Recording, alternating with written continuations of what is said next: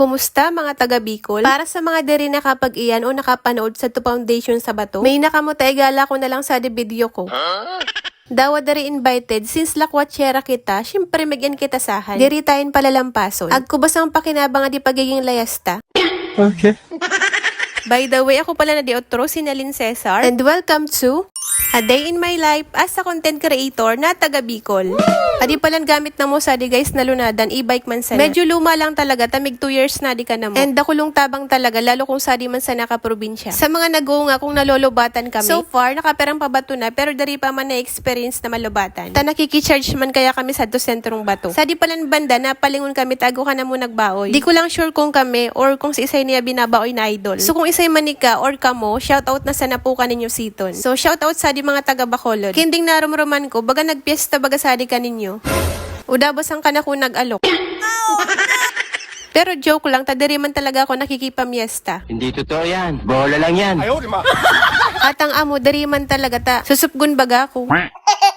Fast forward, madali na palan kami sa di makaabot. Pero kabado malala talaga ako ka di battery, ta baka malobat na dari pa kami nakakaabot. Sa di palan banda, sa di mga kabalo yan. Agko na naman uturo nagbaoy sa idol. Naku-curious na lugod ako kung isay talaga na binabaoy. Pagkaisi ko kaya, uda ka na ako makabibisto sa personal. Agko kaya ka na ako nagsabi, nalang gayon ko kuno sa picture. Pero sa personal ko na bukuman. Aray ko. Yan araw, payag na ako, di baling makanos, basta ago kwarta. Charis.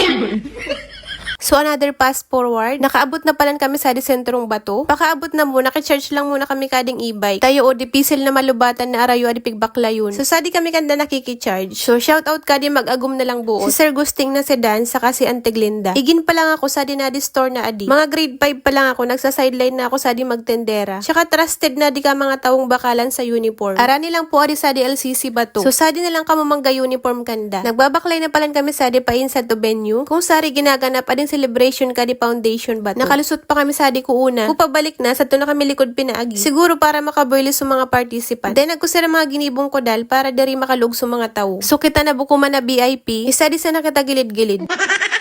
Kung mababayad ninyo, kadakol ka din mga taong nagsilong. Diri na pala na muna abutan sa ibang participant. Amo din na papala ka perming late.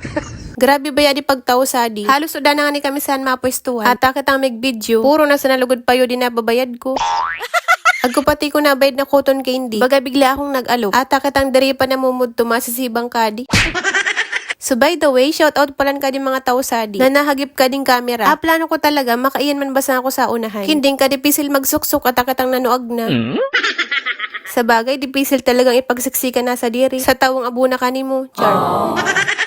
Ay indaraw napapahugot na iba pala na to.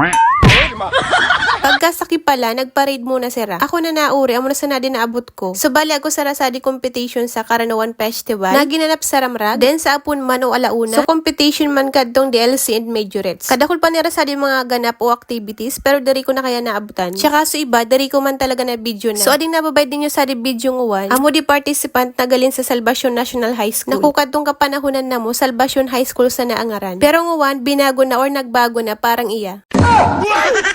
Charis lang. Bigla bagang napapahugot adi alang-alang, alop sa nagadadi.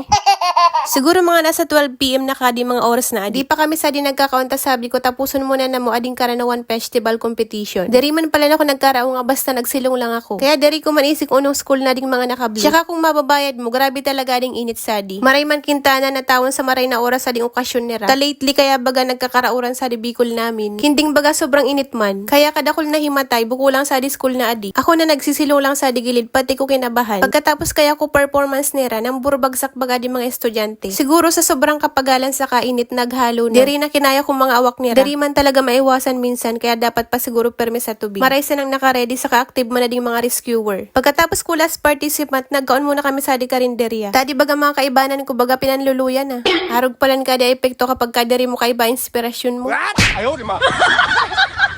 So, muna di sa mga pinag-order na mo. Okay man na di pagkaluto nila, pero pinaka nagustuhan ko di gulay na anta. Bali, located lang di sa likod kading LCC Bato. So, fast forward, pagkatapos na mo nagkaon, nagbalik kami Utorosadi para magsilong ko competition sa DLC and Major. Nakipagsuksukan pa talaga ako para lang makayan sa di bungay. Hindi udaman sa natapuro baga di pa yung sa di atubangan ko.